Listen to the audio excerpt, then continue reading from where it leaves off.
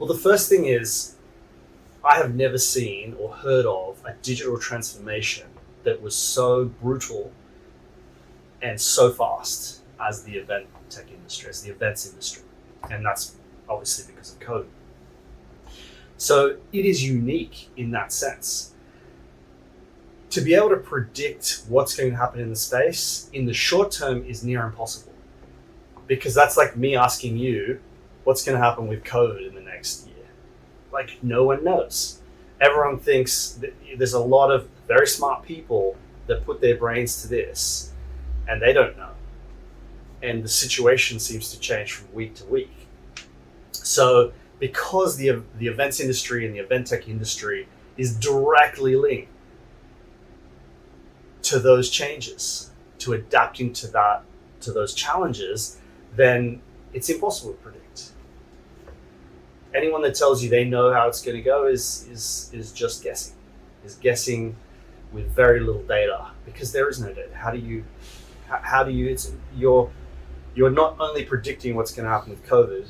You're trying to predict what's going to happen with governments, societies, and then how that's going to impact back into the business world, into the events world. There's so many layers that influence that. So in the short term, I don't know. What I do think will happen is that I think we will go back to live events. How long that takes is anyone's guess. It could be next year. It could be in another 2-3 years. I mean, I don't know. And I don't think anyone knows, because as these vaccines come out, these other strains come out, like new strains come out. And we've seen that already, like only in just the year, like we've had the UK variants, we've had the Indian variants, and probably many, I'm not a specialist in COVID, plenty more. But the point is, it's like no one really knows how long it's going to take for live events to come back, especially in B2B, where the risk tolerance is much, much lower.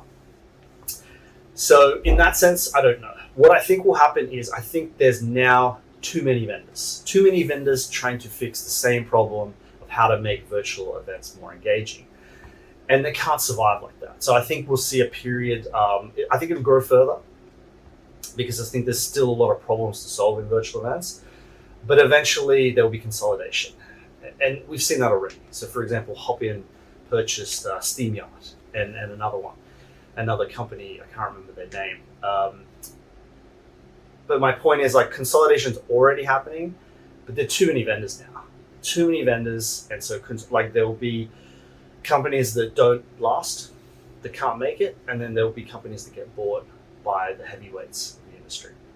So that's what I'm predicting. As to when that happens, I don't know. It depends how long we're trying to compete in the virtual event market versus going back to live, which is essentially going back to hybrid, because no one wants to give up the advantages of virtual events. They now want the cake and they want to eat it too. So you need both.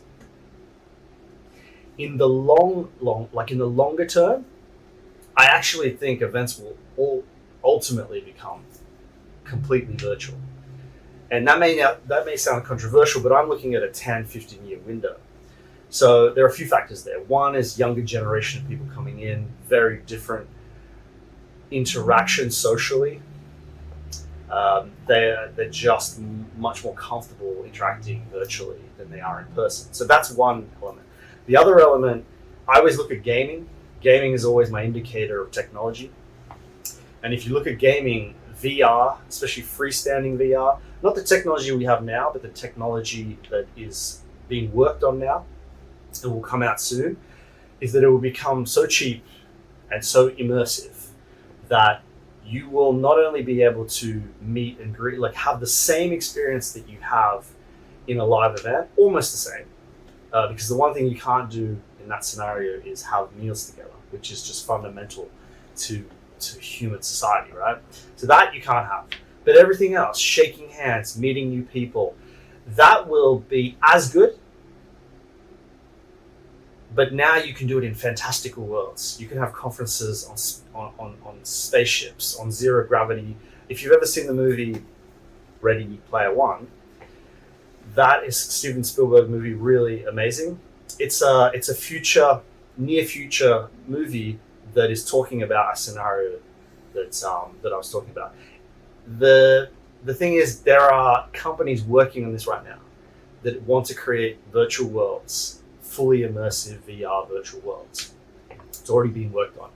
So as soon as that technology becomes small enough and cheap enough that it's like a pair of headphones, you just get it as part of your gaming console, you get it as part of your laptop, then that's when it will not make economic sense to send people across the world to go attend an event, because you can just, from a B2B perspective, you can send a larger team for a much cheaper cost, and they can have almost the same experience as live. Very, very close. And in some respects, a better experience than live.